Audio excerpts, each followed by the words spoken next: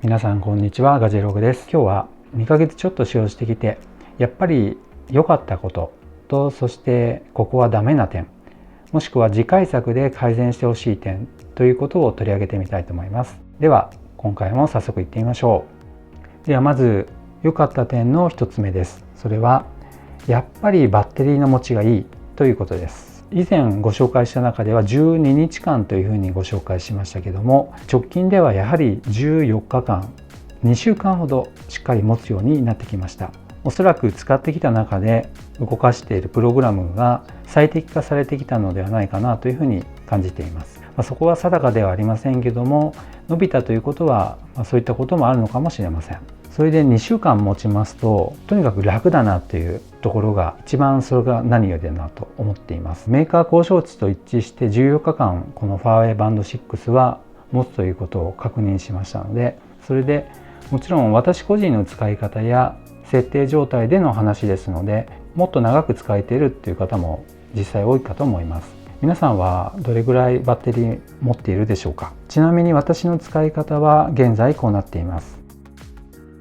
まず朝一ですね。これはアラームで起床になります。そしてワークアウトを1日に 1,2 回行っています。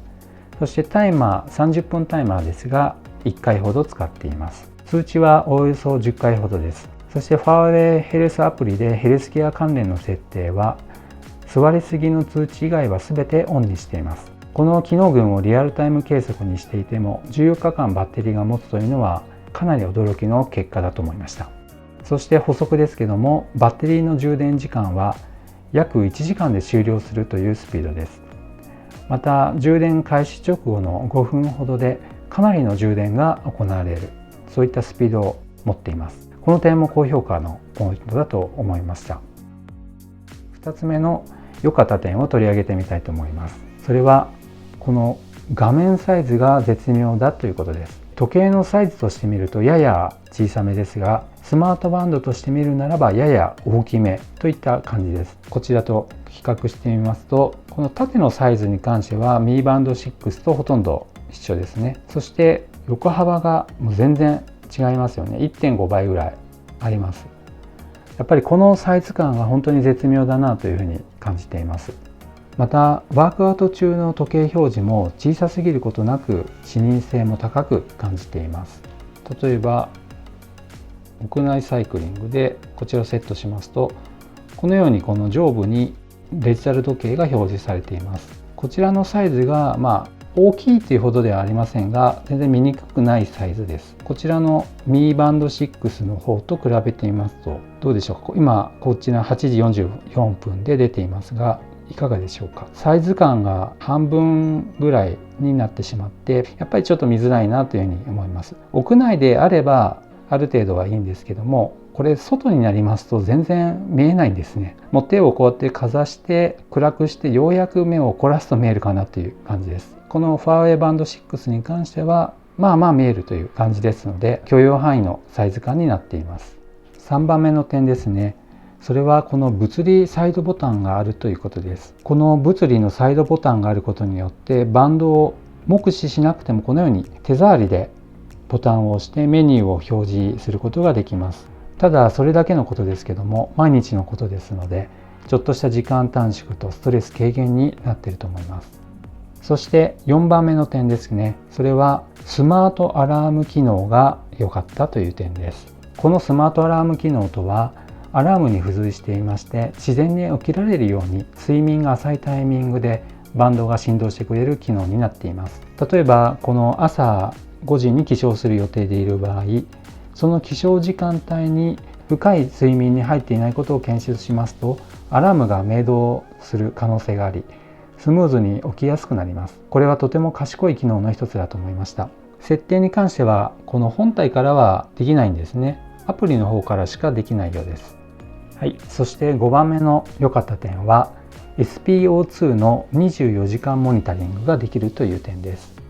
設定してしまえば、もうこれをオンにしていれば常に撮ってくれるというものになります。その手動でその都度行うこちらのミーバンド6ありますけども、やっぱり自動で取ってくれる方がいいんですよね。これバンドを外した37分前にもう1回取ってくれていて、そして今グラフでこのようにデータが取れています。だいたい私のアベレージは 95% ということで、参考程度ですけども、大丈夫かなという感じです。はい。それで良かった点のまとめとして、この中でもやっぱりバッテリーの持続時間が14日間使えるというのが一番良かった点でした。改めて思いましたけども、使い込んでいくとバッテリーの充電っていうのは意外と手間なんだなっていうのを本当に感じています。もしこの手間をそんなに感じないのであれば、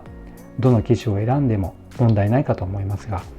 ほんの数日でバッテリーが切れてしまう機種を使うのは結構ストレスなんだなというのを今更ながら感じています。そして後半はダメな点、改善してほしい点についてお伝えしたいと思います。改善してほしい1つ目の点、それはこのサイドボタンにショートカット機能を割り当てられないということです。この押し方に機能を割り振るとか、いろいろ方法はあるんじゃないかなと思います。それでもし私がこのショートカット機能をここに割り当てるとしたら、ワークアウトに直接飛べるように割り当てたいですし、またタイマーも割り当ててすぐに使えるようにしたいと思います。ただ2ヶ月ちょっと使ってきたということもありますので、今では慣れてしまったので、このショートカット機能がなくても通常のメニューから入って、ワークアウトを起動したり、もしくはタイマーをこのように探して、そして起動するっていうこの流れに慣れてしまっています。ただこのサイドボタンがあることによってメニューの奥に踏み込んだ際にすぐにホームに戻れるという利点もあります。ちょっとやってみますね。このように押すだけで戻れるわけですね。ちょうどこれは iPhone のホームボタンのような感覚ですね。これは当たり前のようですが、かなり便利だと思います。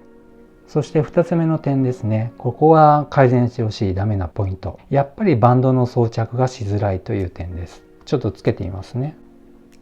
こうやって、今ちょっとカメラ越しですので余計に時間がかかりますが、一回ちょっと通します。このように通しまして、ここまではいいんですが、最後のこれ有角っていうらしいですね。このバンドのこの動く部分、この有角に差し込む時もちょっとやっぱりグリップ力が良すぎるのもあって、なかなか入ってくれないんですね。慣れの問題かもしれませんが、こちらのタイプよりはつけづらいなというふうに感じています。1日に数回ですけども脱着を繰り返しますので、今はだいぶ慣れてしまいましたので、現段階では許容範囲という感じにはなっています。それで今日はこのファーウェイバンド6の2ヶ月ちょっとの長期レビューについてご紹介しました。というわけで、こちらの動画が皆さんの参考になれば幸いです。このチャンネルではガジェットや生活改善とまた節約に関する情報を発信しています。よろしければ高評価とチャンネル登録をよろしくお願いいたします。また次の動画でお会いしましょう。さようなら。